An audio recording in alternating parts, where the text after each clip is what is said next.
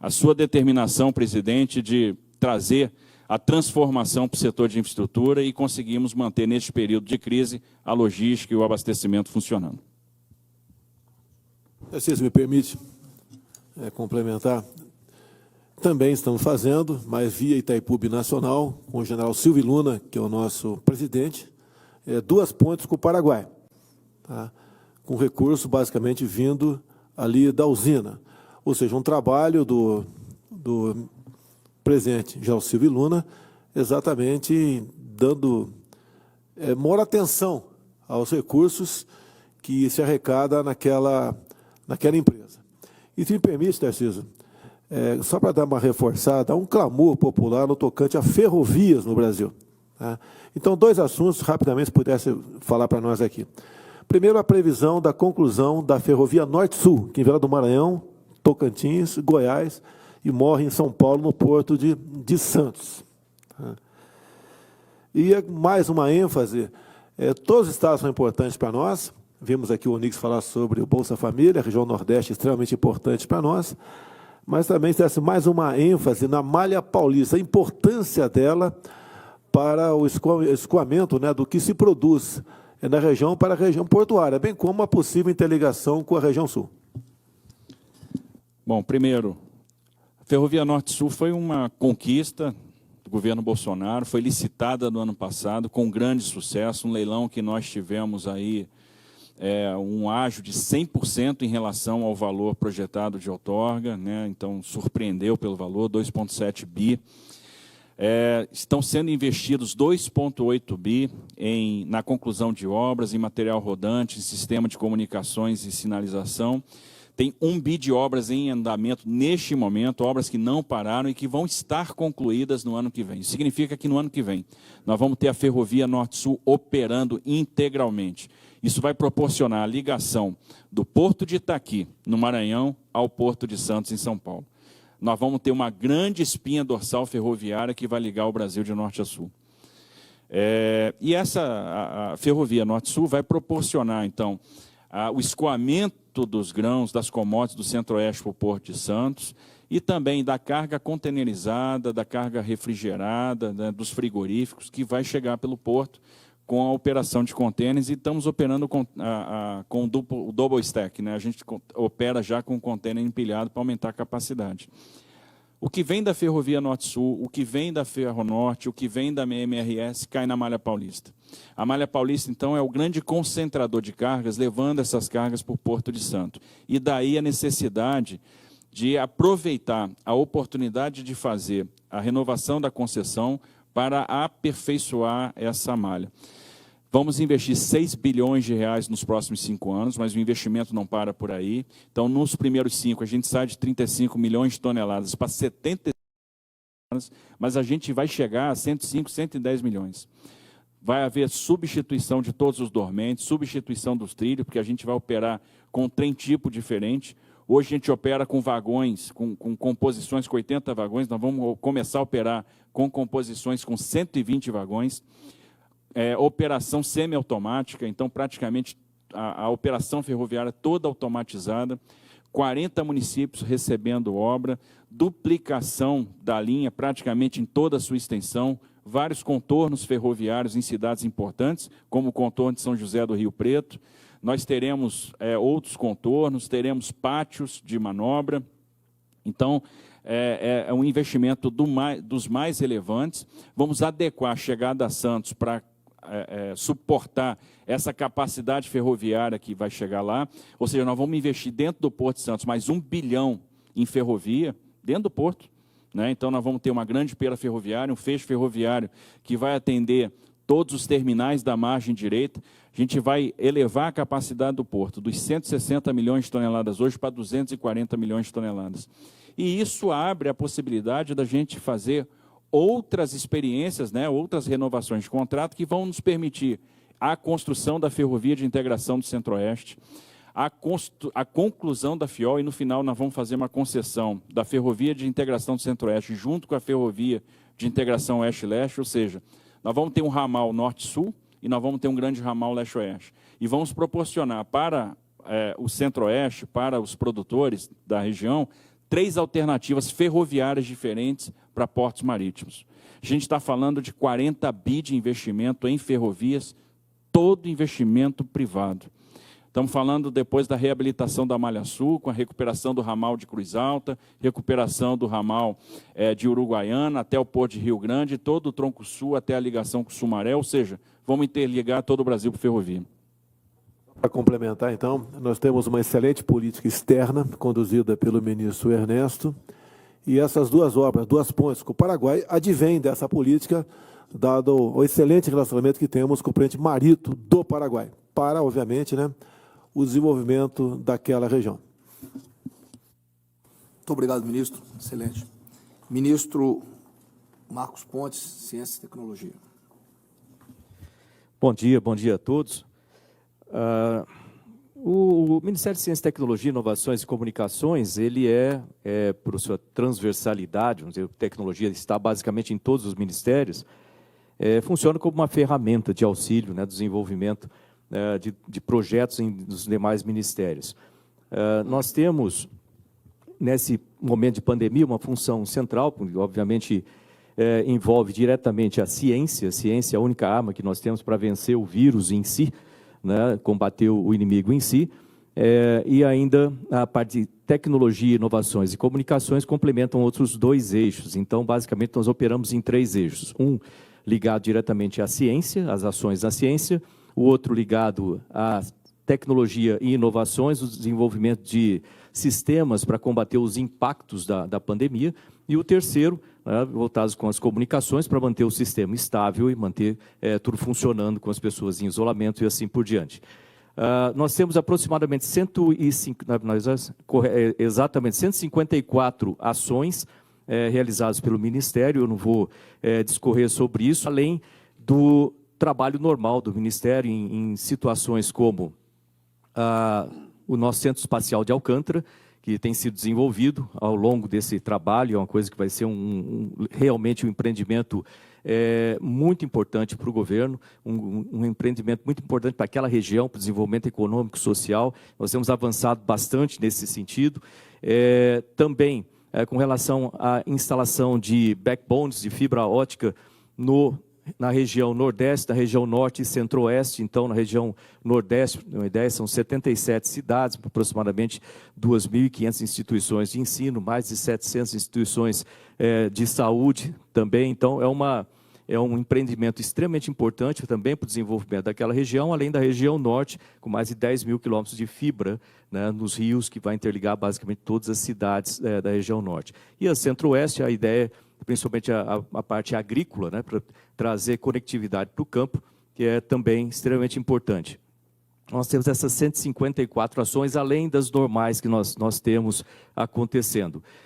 Nos 3 eixos, né, a parte de comunicações, tem mantido as comunicações estáveis aí no país, graças a um trabalho coordenado com as operadoras e outras entidades do setor de comunicações, assim como de radiodifusão, telecomunicações e radiodifusão.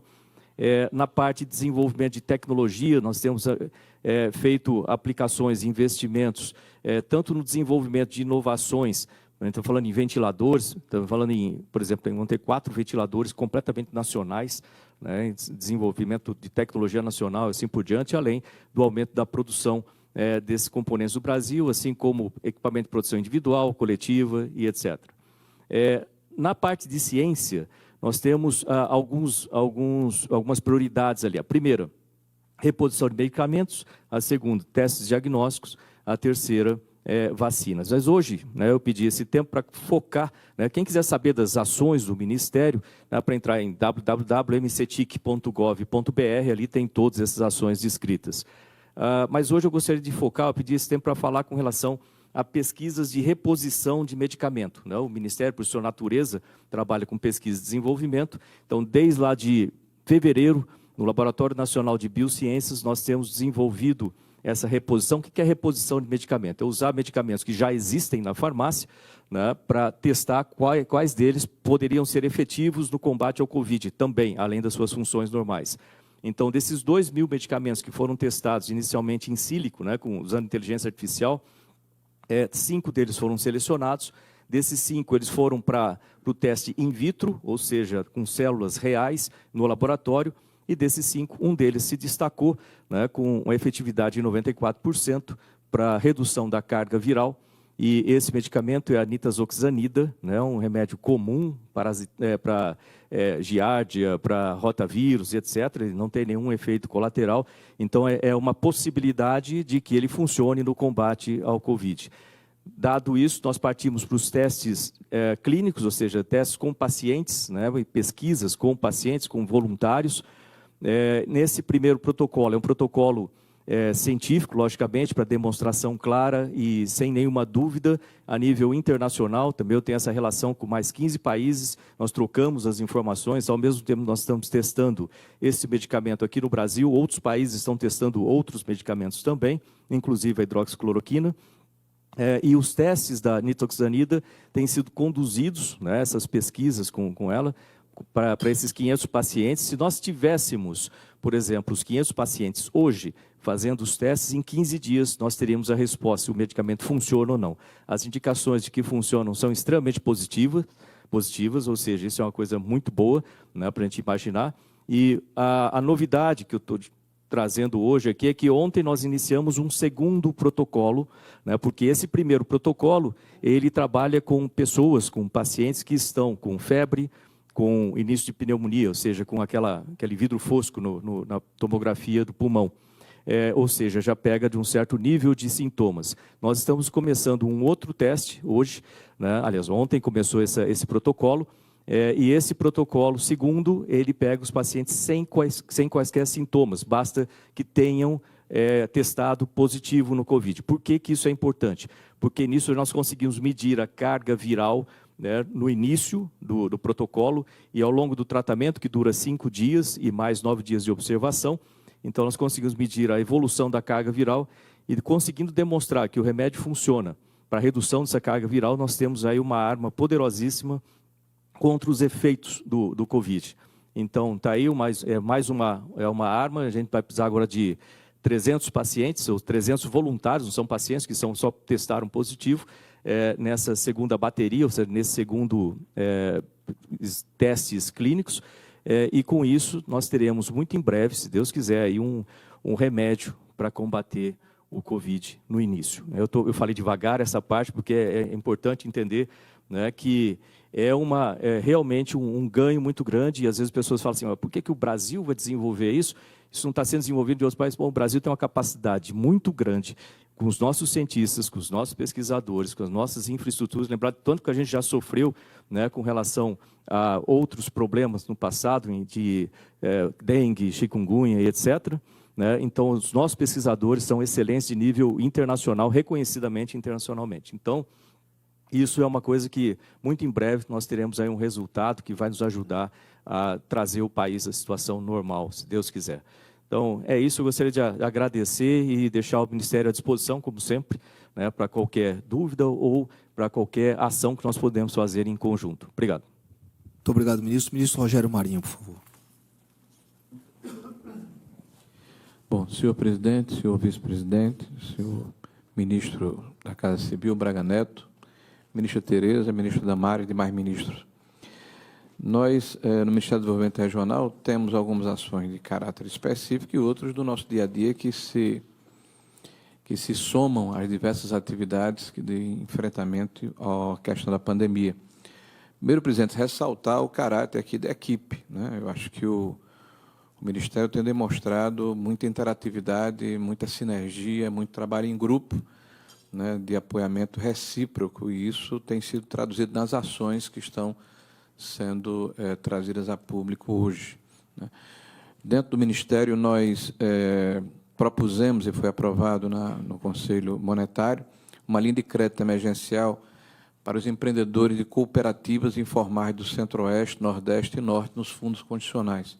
Uma linha de crédito de R$6 bilhões para pequenos empreendedores e cooperativas informais de microcrédito na região Norte, Nordeste e Centro-Oeste. Nordeste e Norte já está em operação, e mais de 500 milhões já foram disponibilizados desses 6 bilhões. Nós estamos em vias de implantar também no Centro-Oeste. Nós temos ainda, senhor presidente, a simplificação do reconhecimento do Covid-19 pelos estados. O processo de simplificação desse reconhecimento permite que os estados e os cooperados em cada um desses estados e as microempresas possam acessar esse financiamento. Propusemos também, foi aprovado no mesmo conselho, aí eu quero louvar aqui o Ministério da Economia pela sensibilidade, o Banco Central, né, que está aqui o Roberto e o Guedes, né, suspensão por até 6 meses dos pagamentos de financiamentos contratados junto ao BNDES e os demais órgãos de fomento por empresas e concessionárias de saneamento com recursos do fundo.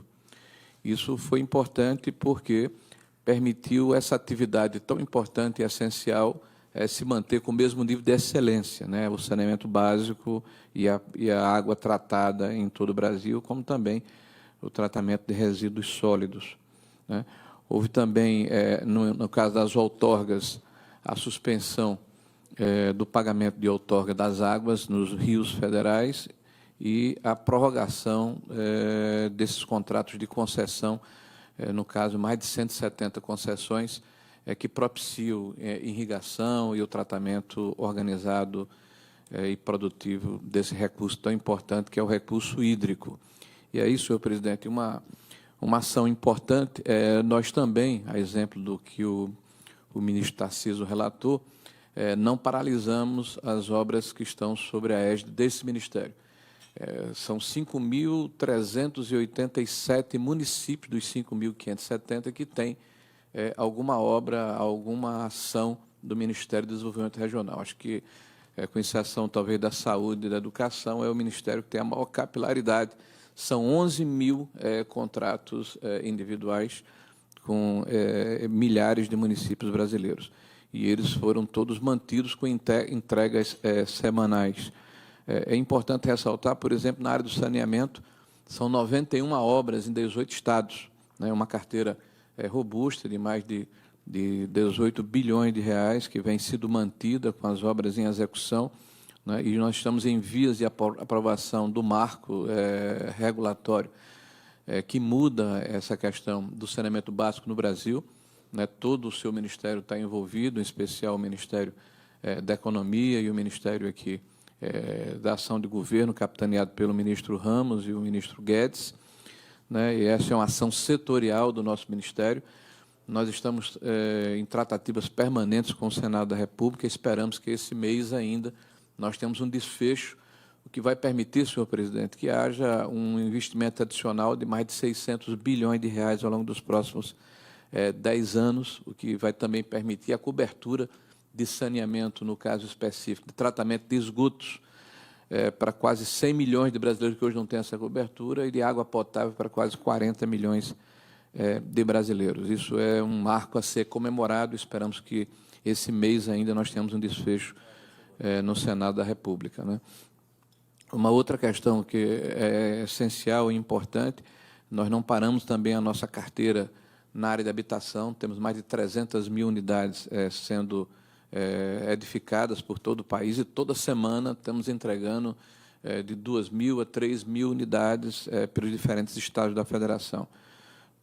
Recentemente, várias cidades estabeleceram e divulgaram a questão dos consórcios para tratamento também de resíduos sólidos. Isso é um trabalho que tem sido feito através de um fundo de reestruturação do próprio governo federal, né? Isso é um marco, porque o governo perdeu um pouco da sua capacidade de investimento e está mudando a sua feição para buscar essa parceria com a iniciativa privada, né? E resíduo sólido também faz parte dessa questão de saneamento. E eu quero concluir, senhor presidente, colocando aqui uma questão que eu considero essencial. Para mim, a espinha dorsal do crescimento, do desenvolvimento e da melhoria da economia do país, além de tudo que a gente conhece, é a segurança hídrica, com tudo que ela representa, né? Então, nós temos uma série de obras importantes de segurança hídrica que continuam a ser edificadas por todo o território nacional, mas eu quero falar de uma de forma muito especial no dia de hoje, porque após 500 anos de Brasil, nós vamos agora, no dia 26 de junho, com a presença do presidente, estarmos no estado do Ceará, comemorando a chegada das águas do São Francisco àquele estado, o que vai permitir a segurança hídrica a um estado importantíssimo do nosso país, que é o Nordeste, e essa é uma ação que deve ser comemorada pelo conjunto dos brasileiros. Então, nós não paramos a obra do PISF, aliás, é um canteiro de obras com milhares de trabalhadores, com todos os protocolos que permitem que haja segurança no exercício das suas respectivas atividades laborais. A construção civil tem demonstrado a sua pujança, tem demonstrado a sua vitalidade e tem se mantido incólume mesmo nessa crise, o que mostra, senhor presidente, que com cuidado, com critério, com protocolos adequados, a economia efetivamente não pode e não vai parar. Para complementar, prezado ministro Marinho, o nosso governo não vai deixar a obra parada. Tudo que for possível, nós vamos buscar a sua conclusão.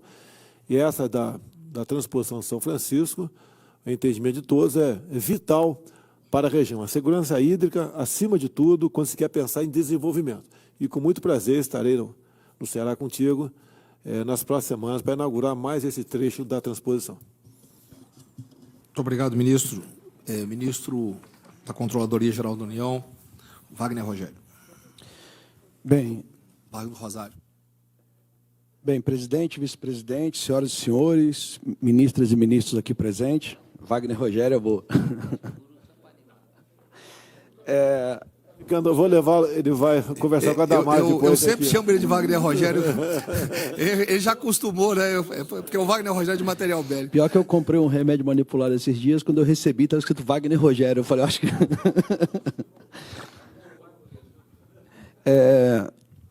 Bem,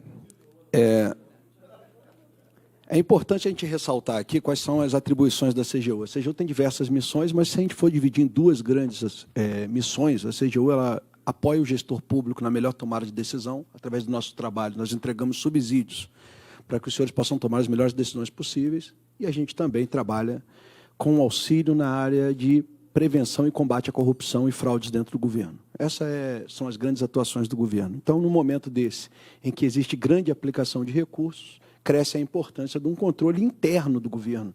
Não é alguém apontando problemas. O governo criou a CGU para evitar que isso acontecesse. Então, quando nós estamos trabalhando, nós não estamos apontando problemas de ministério, nós estamos auxiliando os ministérios na identificação dos problemas. Bem, e para isso, nessa pandemia, nós tentamos atuar em eixos. Um eixo é o eixo do aumento da transparência e da participação cidadã. O outro eixo é da área de fiscalização dos recursos. Um outro eixo é de levantamento gerais de informações. E, por último, trabalhos investigativos quando necessários. Bem, no eixo da transparência, a gente continuou o que a gente vem fazendo, ou seja, o Portal da Transparência divulgou online todos os gastos do governo para que qualquer cidadão pudesse acompanhar, e inovamos aí com a publicação da base completa de todos os beneficiários do auxílio emergencial. Então, hoje, todos os beneficiários estão publicados na internet. Para que a gente tenha uma ideia, isso já é uma ação que impacta diretamente a participação cidadã. Para que a gente tenha uma noção, essa semana o sistema travou, a gente quadriplicou o acesso ao Portal da Transparência depois que nós publicamos toda a base daquelas pessoas que receberam o auxílio emergencial. Bem, além disso, falando da fiscalização cidadã, a gente criou um canal específico no Fala BR, que é o nosso canal do governo, para que o cidadão se comunique com o governo através de manifestações, sejam denúncias, elogios, solicitações de informação.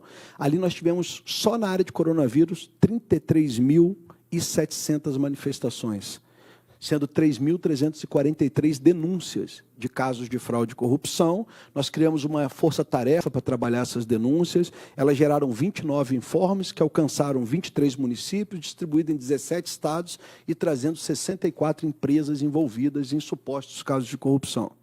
Bem, na área de fiscalização, nós fechamos uma parceria com o Ministério da Saúde. O Ministério da Saúde encaminhava previamente as licitações para a CGU, e a CGU analisava, identificava riscos. Isso foram 18 processos analisados, que somam 6,1 bilhões de reais, e para que a gente tenha uma noção de um dos resultados, nós revogamos uma licitação de 900 milhões de reais por indícios de fraude na proposta da empresa vencedora. Bem, dentro da fiscalização ainda, fomos fiscalizar os recursos do auxílio emergencial. São recursos de grande monto, o ministro Paulo Guedes já citou aqui, cerca de 150 bilhões de reais. Então, criamos várias trilhas de irregularidades. Vou dar o exemplo de algumas. Sócios de empresas que possuem empregados ativos e que estão na lista para receber os R$600, proprietários de veículos acima de R$60 mil, é um indício de irregularidade, doadores de campanha, né, proprietários de embarcações, pessoas com domicílio fiscal no exterior. São alguns cruzamentos só de pessoas com domicílio fiscal no exterior. Identificamos 22 mil pessoas que estavam na lista para receber o benefício e que moram, pelo menos com as informações que o governo detém, no exterior. No caso dos proprietários de veículos acima de 60 mil, são 86 mil pessoas. Então, todos esses dados nos trazem um trabalho que nos permite chegar a identificar fraudes. Para que a gente tenha uma noção, na primeira vez que nós cruzamos essa informação, e isso mostra o trabalho ativo do Ministério da Cidadania, nós identificamos 206 mil casos na primeira rodada em relação a isso. Já na segunda rodada, já caiu para 30 mil, demonstrando que muitas dessas irregularidades estão sendo sanadas durante o pagamento, né? Fizemos diversos outros cruzamentos com renda familiar acima do limite, servidores públicos recebendo, o que não quer dizer que o servidor público cometeu uma fraude. Muitas das vezes é o CPF dele sendo utilizado de maneira irregular. Então, estamos fazendo um controle bastante significativo. Além disso, levantamos, basicamente, informações. A gente tem muita dificuldade de ter um referencial de preço nesse momento. Quanto custam os itens? Nós temos um preço histórico, que era um valor, e agora, na pandemia, eles se modificaram. Então, fizemos um levantamento completo de todas as licitações de coronavírus realizados em 377 entes federados, sendo todos os estados, todas as capitais de município, todas as capitais de estado e todos os municípios acima de 500 mil habitantes. Esse trabalho vem servindo de base junto com as denúncias para que a gente direcione os trabalhos a serem realizados.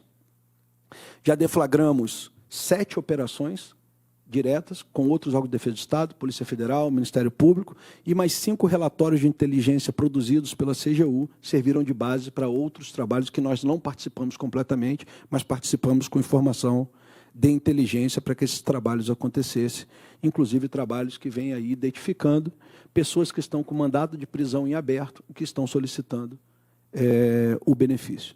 Então, esse é um pequeno resumo dos trabalhos realizados pela Controladoria nesse período da pandemia. Muito obrigado. Muito obrigado, ministro. Ministro da Saúde, Pazuello. Doutor Pazuello. Bem, agradeço, em primeiro lugar, aqui ao nosso presidente da República pela confiança e a todos os senhores presentes pela camaradagem nessa missão de combater o coronavírus. E estou vendo aqui as inúmeras ações interministeriais que todos estão fazendo. Isso é muito importante a gente ter essa noção, é uma oportunidade da gente divulgar isso também, mostrar para toda a população brasileira a nossa direção do governo nesse combate. Então, isso é muito interessante. E, nesse momento, eu me solidarizo, como representante do Ministério da Saúde, macro aqui, com as famílias que sofreram as perdas de seus entes queridos aí nessa pandemia, famílias do Brasil como um todo, do mundo, que nós estamos acompanhando. E coloco aqui meu profundo reconhecimento aos profissionais de saúde que estão combatendo dioturnamente na frente de combate nos hospitais, nos postos de saúde, na rua, aonde tiver que ser, nos petrigues. E eu gostaria de usar aqui, mais ou menos, a quebra de protocolo que o senhor quebrou conosco lá, ainda na Operação Acolhida, e eu queria quebrar o protocolo e solicitar a todos uma salva de palmas para esse pessoal. Eu acho que isso é o mínimo que a gente pode fazer.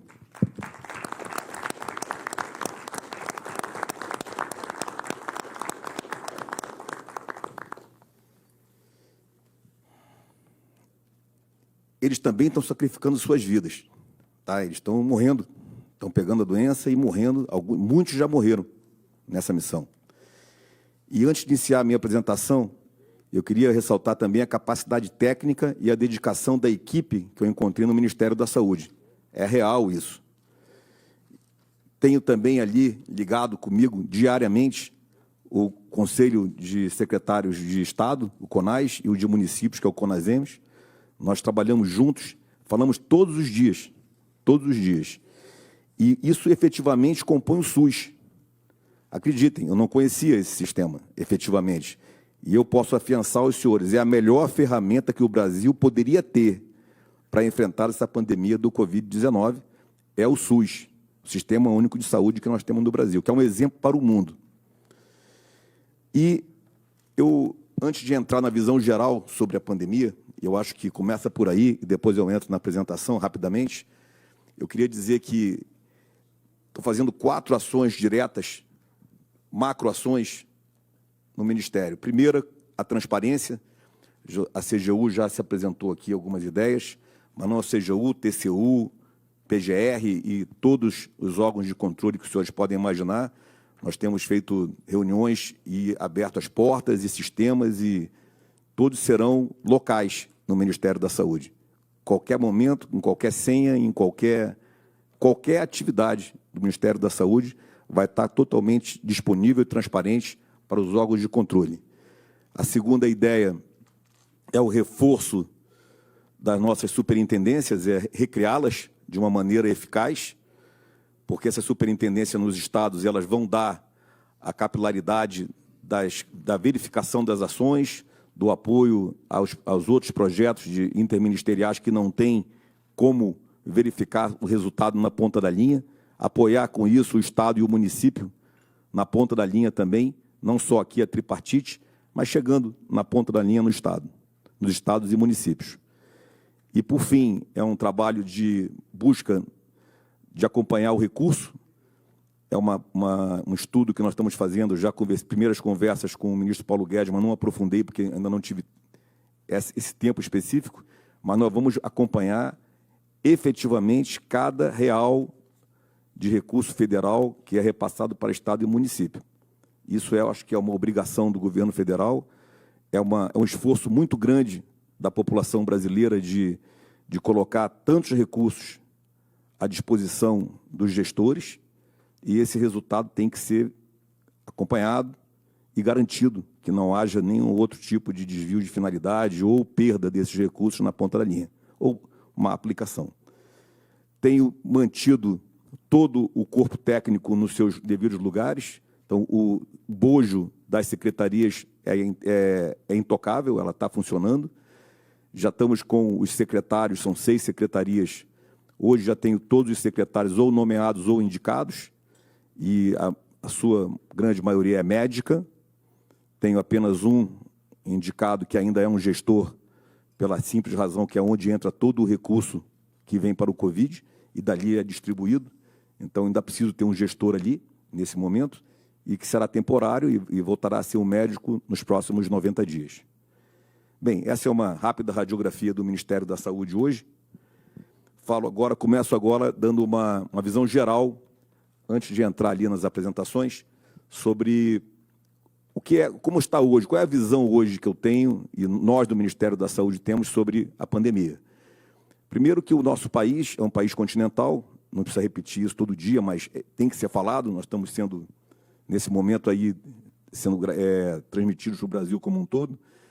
Nós não podemos olhar o Brasil como apenas um ponto, como um país apenas. Nós somos um país com espaço continental, com regiões completamente distintas. Para efeito da pandemia, nós podemos separar o Brasil em Norte e Nordeste, que é a região que está mais ligada ao inverno do hemisfério norte, são as datas do hemisfério norte em termos de inverno, e ao centro-sul, sudeste, centro-oeste, que é o restante do país que está ligado mais ao inverno do hemisfério sul, que está começando agora, junho, julho e agosto.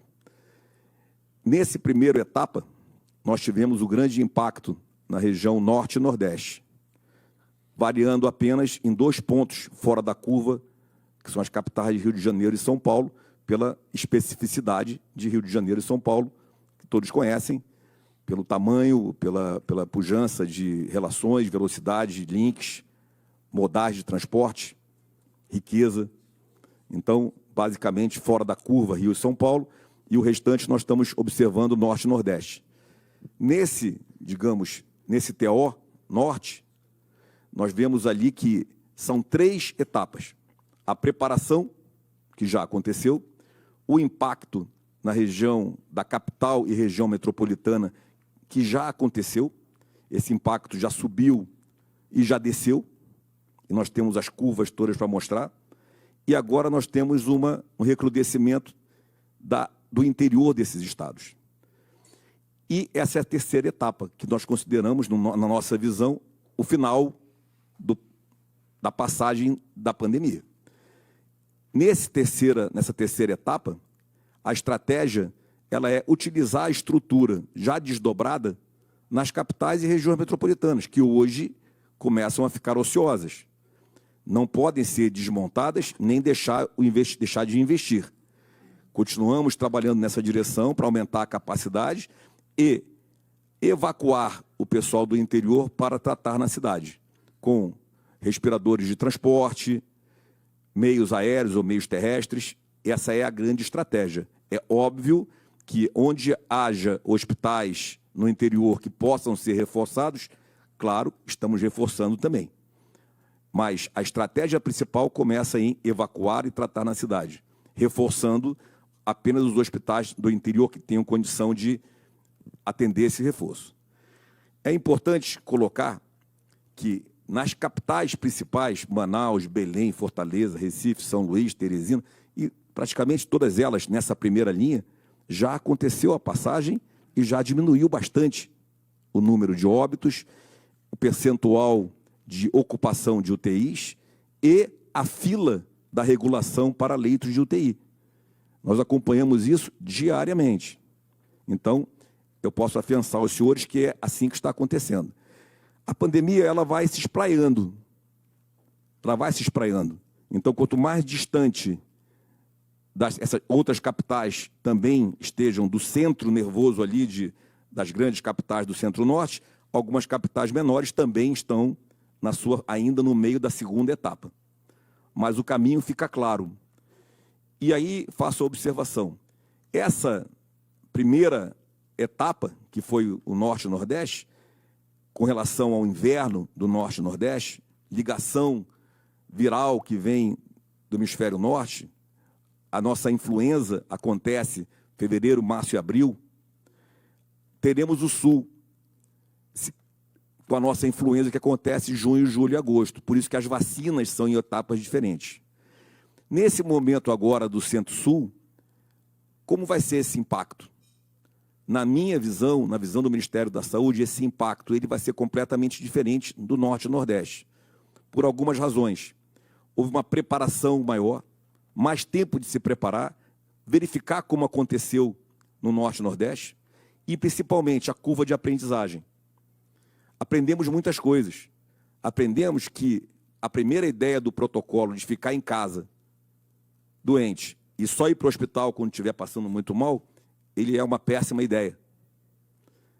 O protocolo que está sendo tratado ficou doente, procure imediatamente o médico, vai aos postos de triagem. O diagnóstico é clínico, inicialmente, dos nossos médicos, que têm condição de sobra de fazer os diagnósticos clínicos e de prescrever a melhor medicação. Essa prescrição é do médico.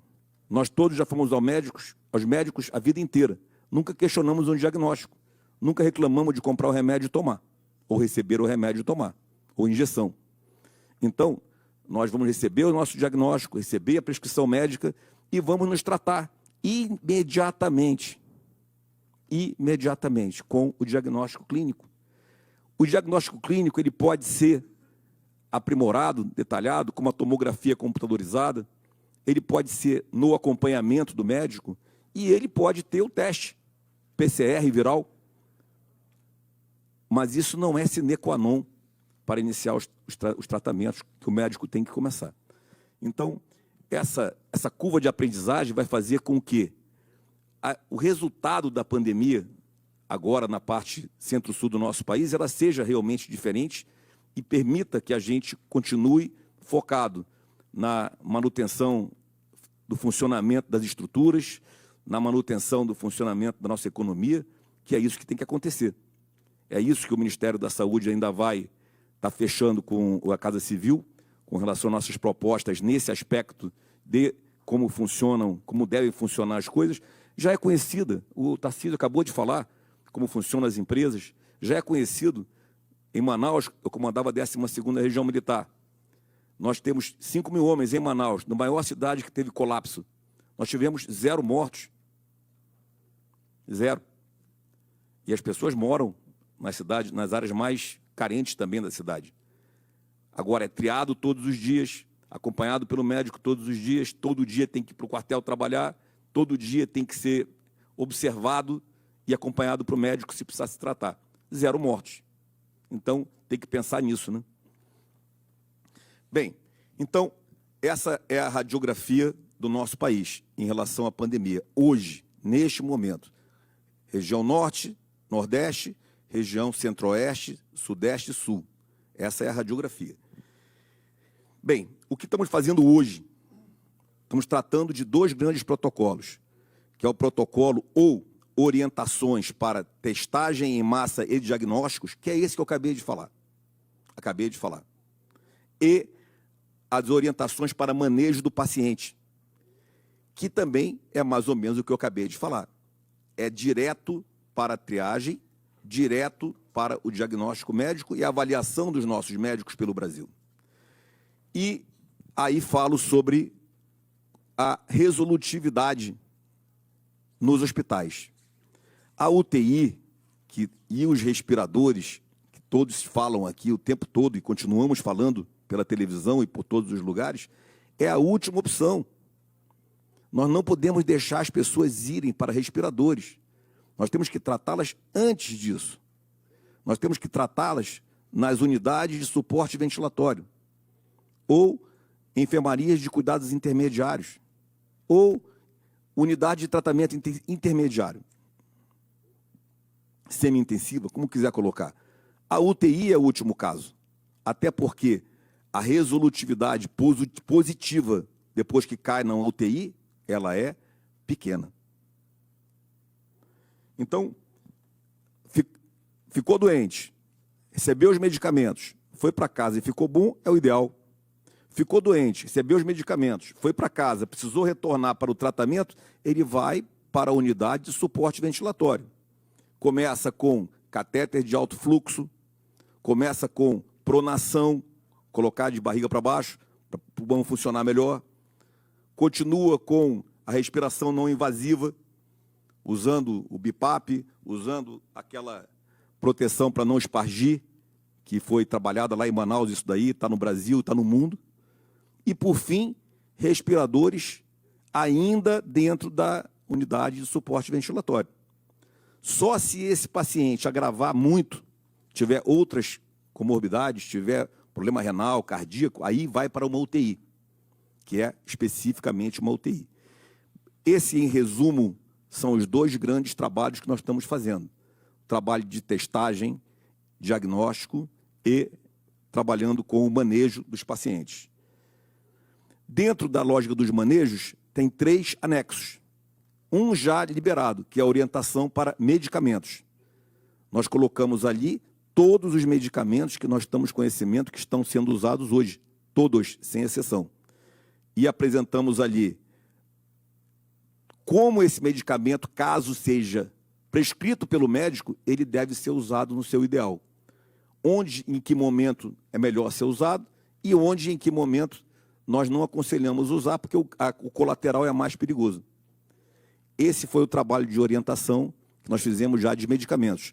Estamos alinhando insumos e equipamentos, é só pensar no que eu acabei de falar sobre unidades de suporte ventilatório, e estamos alinhando a capacitação de recursos humanos, que fica específica para atender esse pessoal.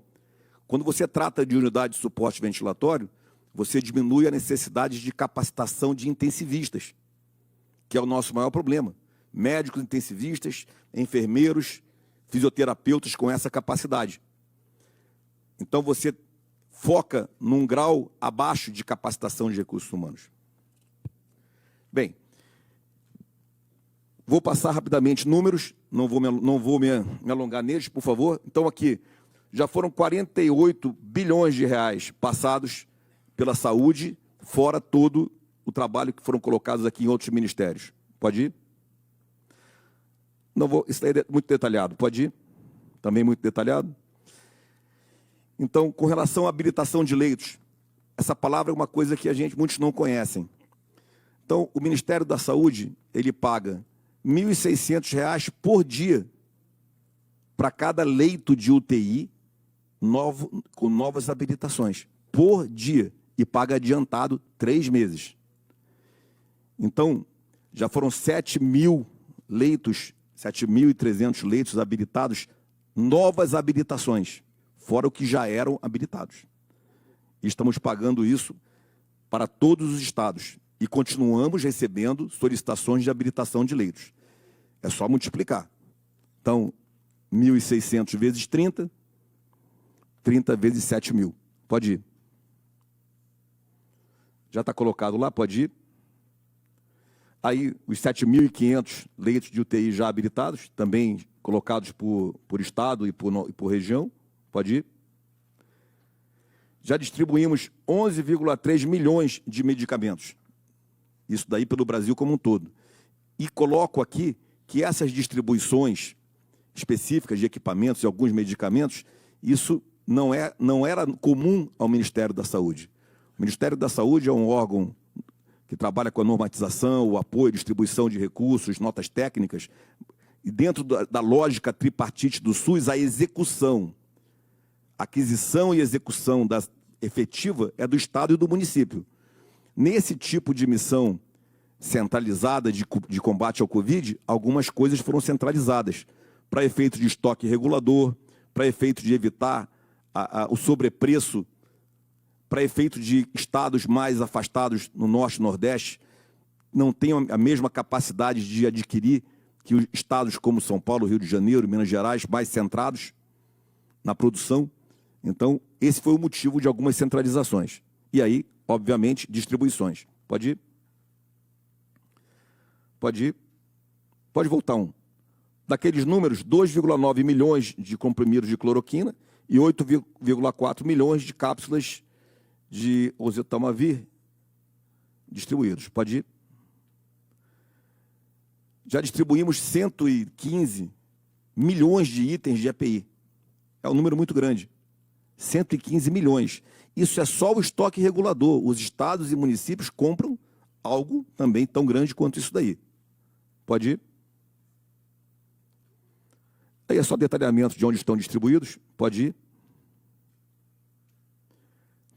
Também é só mais uma visão. Pode ir? 10 milhões de testes também já foram distribuídos. É 5% da população testada.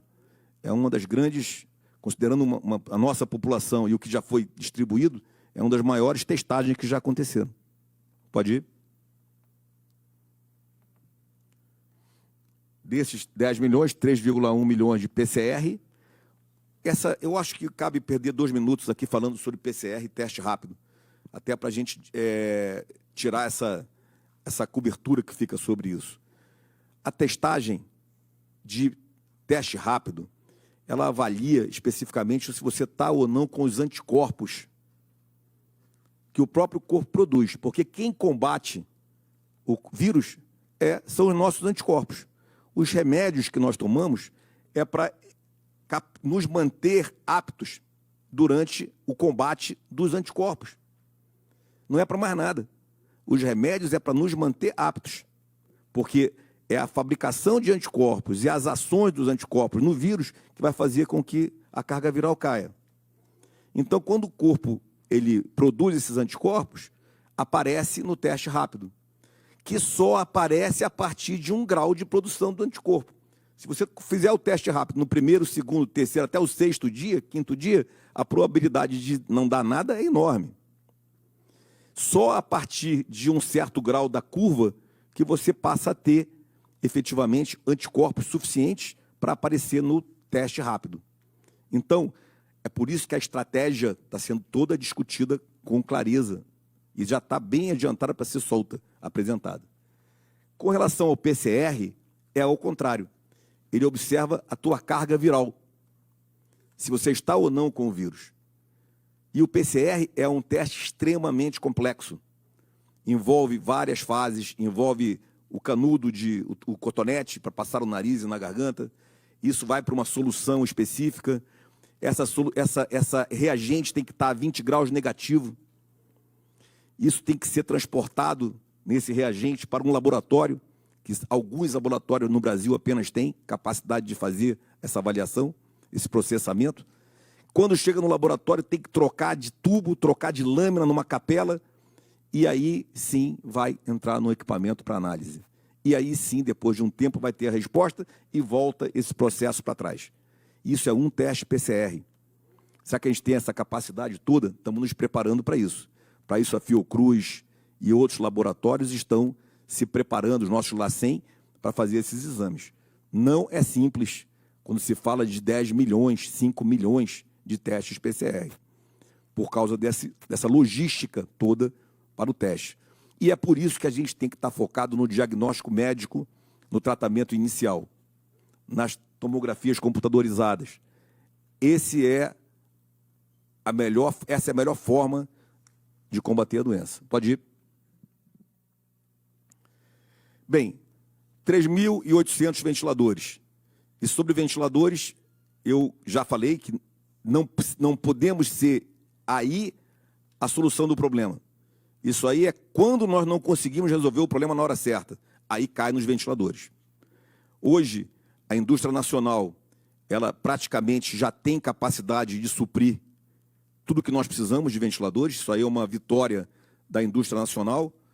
Temos acompanhado isso todos os dias. O Ministério da Defesa tem me apoiado fortemente nessa prospecção e nessa análise. É uma equipe que já trabalhava com produtos de defesa e foi rocada para cumprir essa missão. E a gente tem hoje a certeza, não convicção, mas a certeza de que nós temos condição de produzir todos os respiradores necessários na indústria nacional. Temos capacidade de comprar na indústria internacional, temos doações chegando. Então, para aquilo que a gente precisa, eu acredito que a gente vá produzir e distribuir na medida certa, na hora certa, para cada lugar.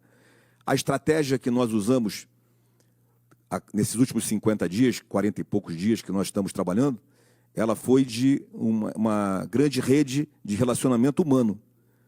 Então, é conduta, é análise de como está aquele estado, aquele município, a realidade naquele momento.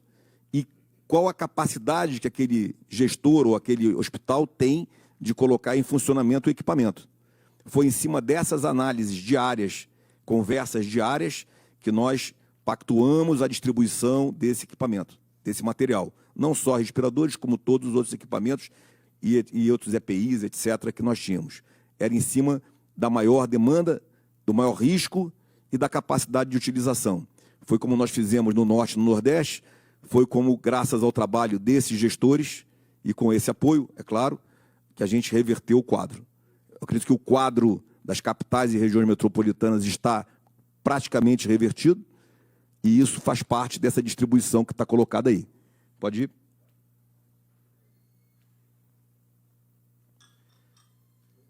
São números? Pode ir? Pode ir? Pode ir também. Pode ir, por favor. Pode ir. Bem, quanto a recursos humanos. Então, o que acontece? Claro que Amapá, Roraima, Amazonas e os estados mais distantes do nosso país têm maior dificuldade de ter recursos humanos à disposição de recompletar. Muitos caíram. E isso fez com que a gente teve que agir, o governo federal. E tem um programa, nós estamos com 1 milhão de profissionais de saúde que estão cadastrados no nosso programa, com um grau de capacitação. O governo ele tem apoiado diretamente os gestores na ponta da linha, com pessoal também. E toda a logística, contratação, transporte e pagamento sai dos nossos programas federais, com também ligação direta com a economia. Pode ir. Mais médicos, com 6 mil vagas preenchidas em 2020, que também foram utilizados. Pode ir.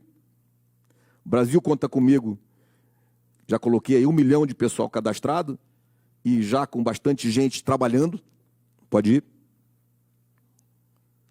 Força Nacional do SUS também sendo empregada. Pode ir. Pactuamos isso aí na última reunião com o CONAS e CONASEMS, estados e municípios, a implementação desses centros de referência para casos leves de Covid. Isso aí faz parte, é um nome bonito para o PETRIG, para o posto de triagem. Pode ir. A vacina para gripe. Por que a vacina para gripe é importantíssima no momento certo? Porque você evita juntar os efeitos da influenza com os efeitos do Covid. Então, é uma curva de aprendizagem. Nós temos que vacinar, adiantamos, a Damares já colocou, adiantamos as fases da vacina para poder vacinar mais rápido e evitar que isso se misture no momento que chega o Covid naquela pessoa. Pode ir? Pode ir? Bem, N programas estão... Perfeito. N programas estão sendo desenvolvidos dentro do Ministério. Eu não vou me alongar sobre eles, mas eles vão desde a telemedicina e... Pode ir, vai passar rapidamente. TeleSUS, teleconsultoria, pode ir. Para profissionais de saúde, apoio psiquiátrico, pode ir. Portal interativo, Covid-19, pode ir. Bem, antes de entrar na fatídica discussão de dados e números, que é o que a gente tem discutido hoje, essa semana toda aí, com bastante desinformação sobre o assunto, eu queria colocar aqui sobre uma notícia campeã, que são as vacinas. Então, nós temos 2 protocolos nacionais que estão sendo tratados pelo MCTIC, são protocolos, um em São Paulo, outro em Minas, e que também estão trabalhando nesse desenvolvimento, e o ministro Marcos está acompanhando isso e apoiando essas iniciativas, e nós estamos estudando, junto com Fiocruz, MCTIC, o Ministério da Saúde, a SVS, a Secretaria Básica, e outros profissionais de apoio, o que está acontecendo no mundo. E para encurtar uma longa história, são 16 as mais promissoras possibilidades, e dentro das 16 nós elencamos 3. A melhor de todas, que nós estamos apostando as fichas, é na de Oxford, que é um desenvolvimento que está acontecendo muito concentrado lá, apoiado pela... É um programa que é de aceleramento desse processo, e nós estamos juntos, nós somos um dos participantes, já éramos participantes dele, desse conselho, desse trabalho anteriormente. Na América Latina somos o único país doador desse protocolo, e nós já estamos dentro desse protocolo. É uma vacina que pode acontecer ainda na metade do segundo semestre desse ano, e a gente está apostando muito nisso, e já estamos fazendo parte do processo para que a gente tenha o direito até de produzi-la no Brasil. Isso faz parte de um outro grande trabalho, junto com a Fiocruz e o Biomanguinhos, para que a gente produza essa vacina no Brasil, para todo o Brasil e, quiçá, para a América Latina, né? América do Sul, desculpa. Os outros 2 é a Moderna, nos Estados Unidos, e a outra é uma chinesa, que nós também estamos monitorando e participando da forma que a gente possa colocar. Então, não é colocar todos os ovos só numa cesta, mas a principal, a de Oxford, a segunda, a dos Estados Unidos, e a terceira, a chinesa, nós estamos trabalhando, e isso é muito promissor, além das 2 nacionais. Bem, vou falar agora, para terminar, sobre a modelagem de dados, e eu gostaria aqui de deixar algumas coisas muito claras. Senhores, os dados, eles precisam ser completos e sem nenhum tipo de dificuldade de acesso.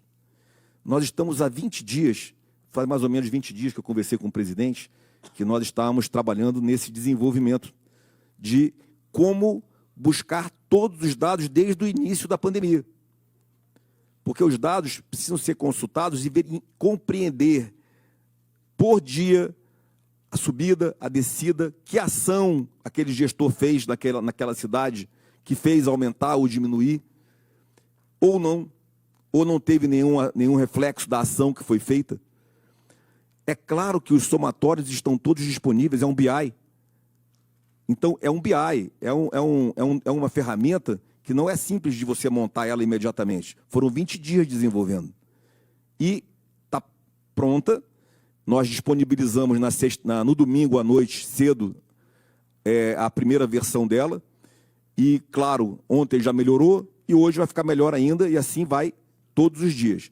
Aí a pergunta eterna: que horas vai ser disponibilizados os dados? 24 horas. Os dados estão disponíveis 24 horas. No momento que os dados chegam e são atualizados no BI, eles estão atualizados. Aqueles que não estiverem desatualizados é porque não chegaram os dados ainda e estão em compilação. Não existe horário. O horário pode ser às 16 horas, às 17 horas, às 18 horas. É a hora que o dado daquele dia chega, é compilado e colocado à disposição. Senhores, quanto mais cedo o dado chegar, mais cedo ele é compilado, mais cedo ele é colocado no BI, mais cedo todos têm acesso 24 horas aos dados. E os dados, eles são completos. Nós estamos falando de óbitos desde o primeiro dia. Desde o primeiro óbito até o dia de hoje, por exemplo, quando for colocado. Um por dia, todos os dias. Quer somar? Já está somado embaixo, é só olhar a soma. Quer ver por milhão? Já está colocado. Está colocado por... Bem, isso, óbitos. Contaminação, a mesma coisa. Todos os dados de contaminados, novos contaminados, etc., também estão desde o primeiro dia. Isso foi colocado domingo, hoje é terça-feira. E nós começamos a trabalhar nisso há 20 dias atrás, depois da primeira reunião que eu apresentei isso para o presidente. Ele falou, é assim que tem que ser colocado. Só que demorou quase 20 dias para chegar nele, nesse modelo. E, continuando, hoje nós já estamos com 2 grandes números, que são os números principais, que é o de contaminação e o de óbito. Estamos trabalhando dois números importantíssimos, que são percentual de ocupação de UTI e o número de curados.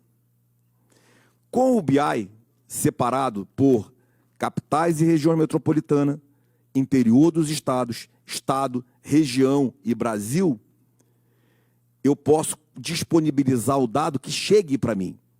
Quando você tinha o dado de 15 estados e colocava como dado do Brasil, era um dado que não era fidedigno.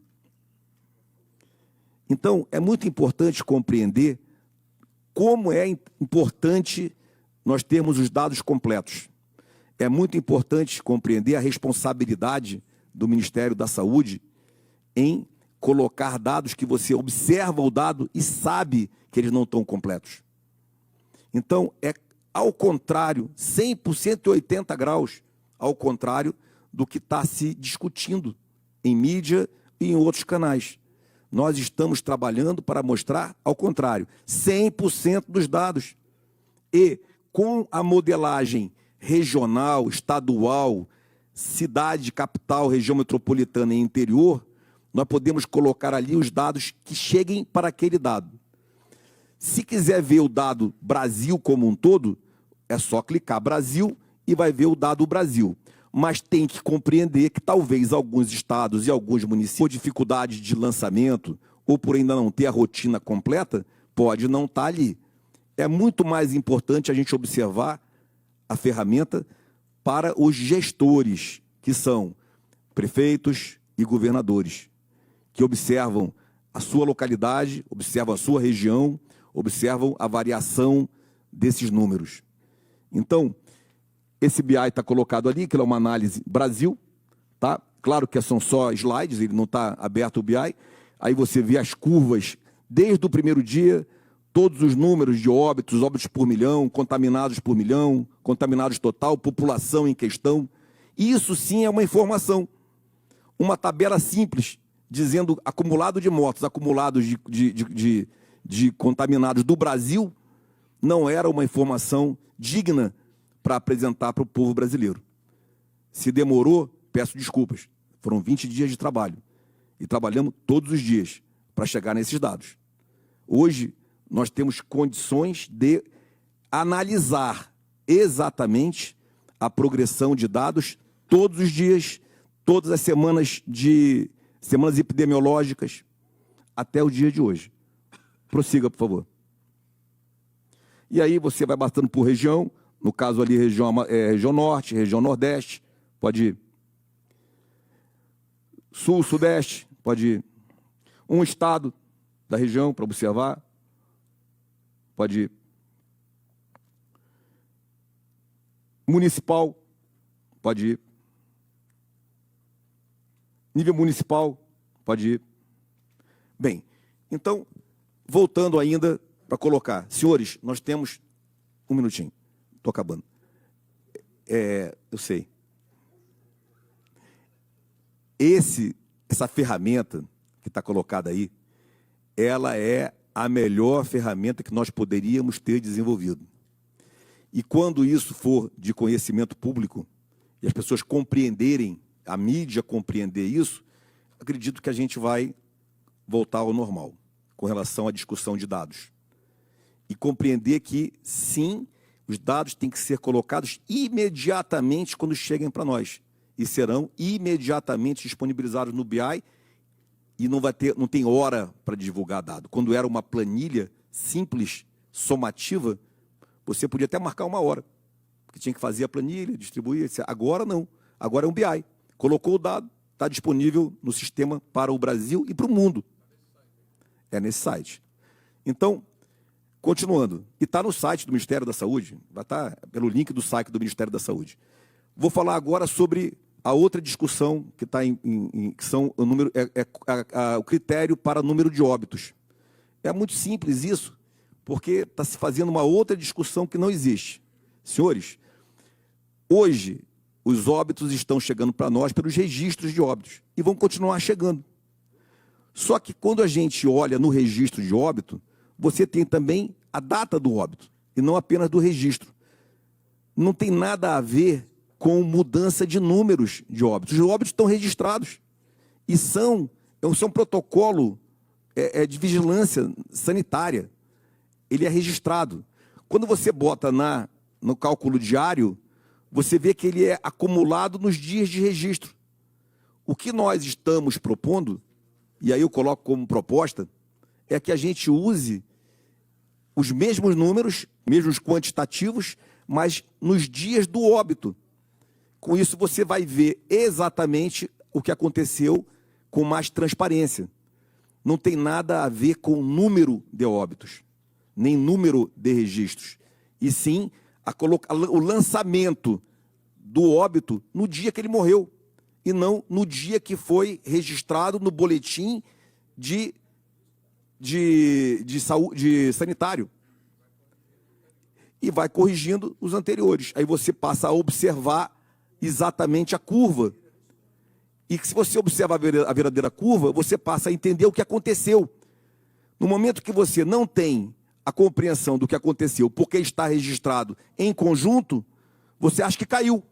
Opa, diminuiu os mortos em 3 dias. O que aconteceu? Nada. Só não foi registrado. Foi registrado tudo no 4º dia. O que aconteceu no 4º dia? Nada. Não aumentou, nem diminuiu. Aconteceu que foram lançados os registros.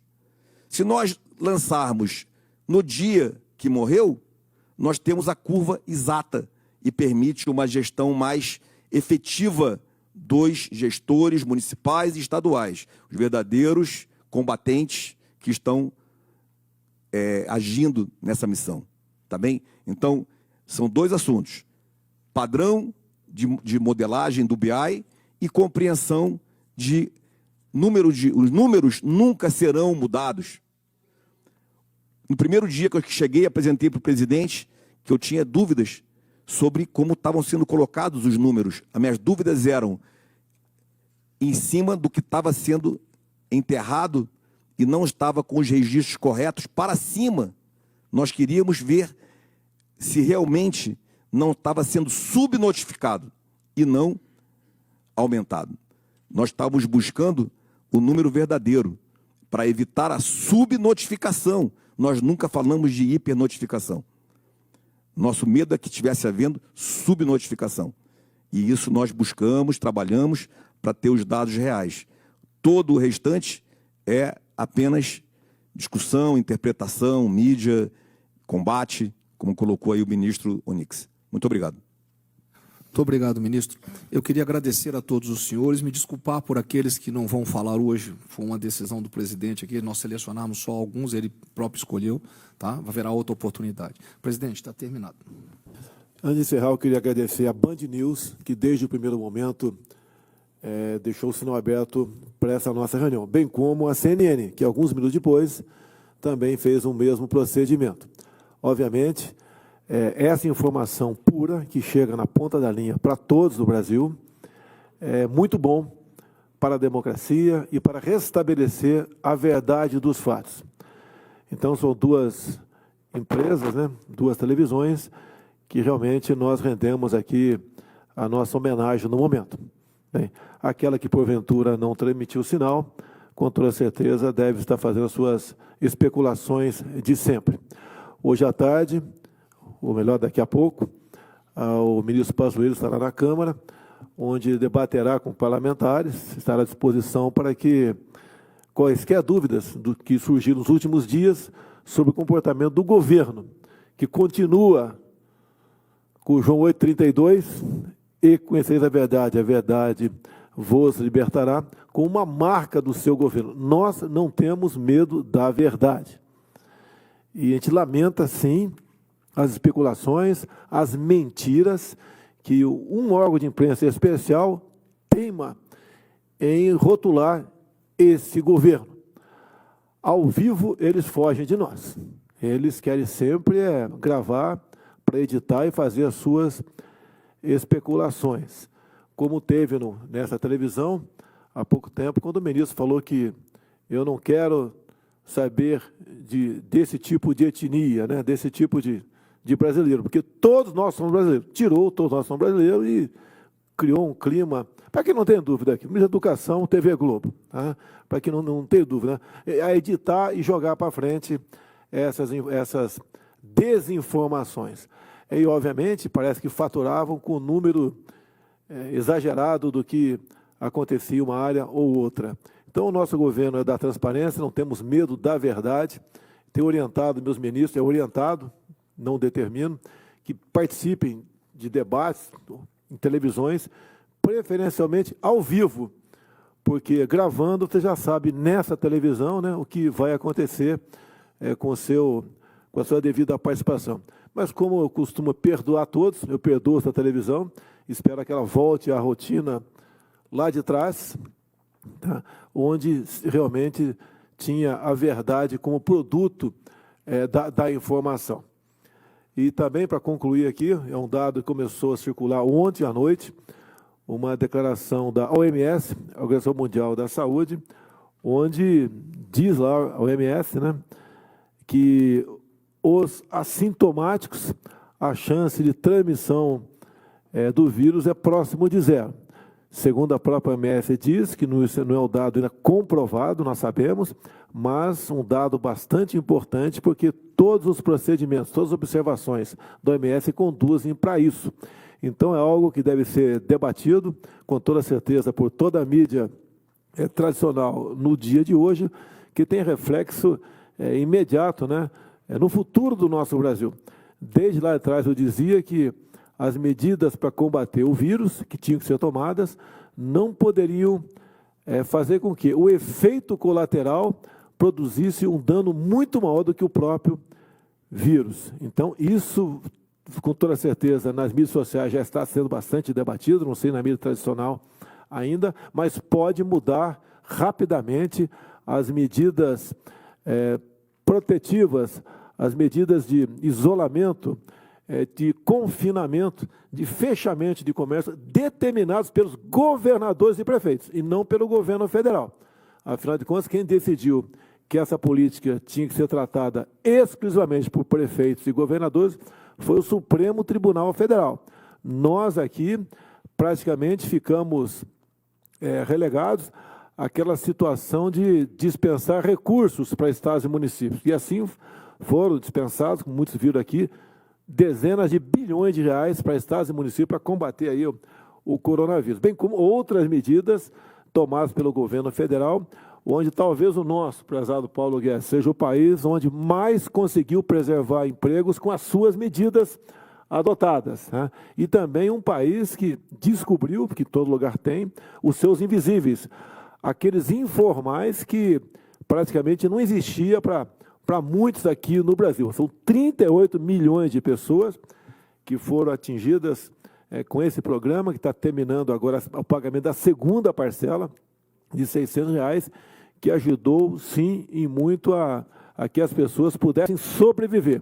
Porque deixa bem claro, segundo a própria OIT, na América do Sul, esses informais perderam 80% da sua renda. Se eles perderam, em média, 80%, alguns perderam tudo, outros perderam 50%. E foi um baque muito grande, e geralmente, né, os mais humildes têm a família mais numerosa. E eu estive em algum momento pela periferia aqui de Brasília, fui muito criticado por isso, mas fui ver como esses informais estavam sobrevivendo. É de cortar o coração e encontrar uma dessas saídas minhas, né, muito criticada pela mídia, mas eu tinha que estar na ponta da linha, até colocando em risco naquele momento, né, a minha saúde, tendo em vista a minha idade. 65, está no grupo de risco. Mas como ele estava sobrevivendo, essa mulher especial, que vi lá com 9 dependentes, é de cortar o coração, repito, mas é uma experiência que acredito, né, que, tendo o devido cuidado, todo político deveria tê-la, porque não basta ficar em casa, né? Ficar em casa, uma minoria pode ficar em casa, uma geladeira cheia, com recursos, e outras formas de ser atendido em suas necessidades básicas, né, como internet, Netflix, etc., tudo bem. Agora, essas outras pessoas, que ultrapassam aqui a dezenas de milhões de pessoas, não estavam realmente conseguindo sobreviver. A fome já havia batido em sua porta. Então, essa medida adotada de ontem, essa informação da OMS, que há pouco tempo voltou atrás no tocante à pesquisa com a hidroxicloroquina, né? Voltou a dizer que poderiam continuar essas pesquisas, foi muito bem-vinda. E essa agora de que os assintomáticos não transmitem o vírus, ou a chance é quase zero de transmitir o vírus, vai mudar sim, com toda certeza, a orientação de governadores e prefeitos no tocante a confinamentos, a quarentenas, lockdown, entre outras medidas. Afinal de contas, o que mais nós queremos é, com segurança, voltarmos à nossa atividade econômica, porque economia é vida. Não adianta você falar que pode viver feliz para sempre trancado dentro de casa, que isso é uma utopia. Isso não funciona, isso não é uma realidade. Então, nós queremos, sim, que o mais rapidamente possível, os excelentíssimos senhores governadores e prefeitos, né, se bem que alguns já decidiram a ter uma linha um pouco diferente já há algum tempo, mas que decidam o mais rápido possível voltar à normalidade, porque, afinal de contas, né, nós, ao agirmos dessa maneira, poderemos, cada um, levar o seu sustento para casa, voltar aí à vida que tínhamos em janeiro e fevereiro, para o bem do nosso país e para o bem da humanidade. Então, meus ministros, muito obrigado a todos os senhores por essa manifestação que 12 dos senhores tiveram aqui, demonstrando que cada um faz dentro da sua área. Isso foi excepcional, no meu entendimento, para aqueles que assistiram aqui a Band News e a CNN, se informar do que realmente é o nosso governo, para que nós viemos e a que nós nos propusemos a fazer. Muito obrigado a todos mais uma vez.